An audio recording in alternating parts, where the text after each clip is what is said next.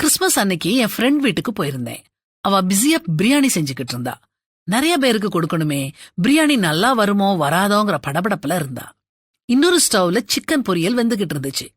சாலடுக்கு வெங்காயத்தை வெட்டிக்கிட்டே என்கிட்ட பேசிக்கிட்டு இருந்தா.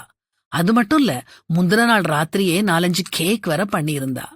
நான் மெதுவா அவ கிட்ட கிறிஸ்மஸ் சர்வீஸுக்கு எத்தனை மணிக்கு கோயிலுக்கு போனேன்னு கேட்டேன். கோயிலுக்கா? கோயிலுக்கு போறதுக்கு எங்க நேரம் இருக்குதுன்னா? எனக்கு அழவா சிரிக்கவான்னு தெரியல. இதே மாதிரி இன்னொரு நாள் எனக்கு ஒரு அனுபவம் ஏற்பட்டது. கடவுளுக்காக ஊழியம் செய்யற முழு நேர ஊழியக்காரர் அவர். காலையில எழும்புனதுல இருந்து ராத்திரி தூங்க போற வரைக்கும் அவர் எப்படிலாம் ஊழியம் செய்யறாருன்னு சொல்லிக்கிட்டு வந்தாரு.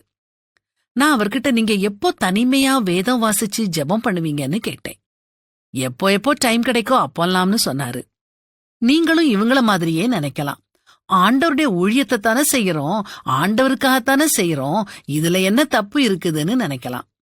நாம எவ்வளவுதான் வல்லமையா ஊழியம் செய்தாலும், மத்தவங்களுக்காகவே வாழ்ந்தாலும், நாம கடவுளோட தனிமையா இருப்பதற்கு கொஞ்சம் நேரத்தை ஒதுக்கியே தீரணும். ஜெபத்தின் மூலமா அவர்கிட்ட பேசணும். வேதத்தின் மூலமா அவர் பேசுறத நாம அறியணும். அவருக்குன்னு நாம ஒதுக்குற நேரத்துல வேற யாருக்கும் இடம் இல்ல. இந்த விஷயத்துல நாம ரொம்ப தெளிவா இருக்கணும். ஜெபத்துக்காக, வேதம் வாசிக்கிறதுக்காக நீங்க எவ்வளவு நேரத்தை ஒதுக்குறீங்க?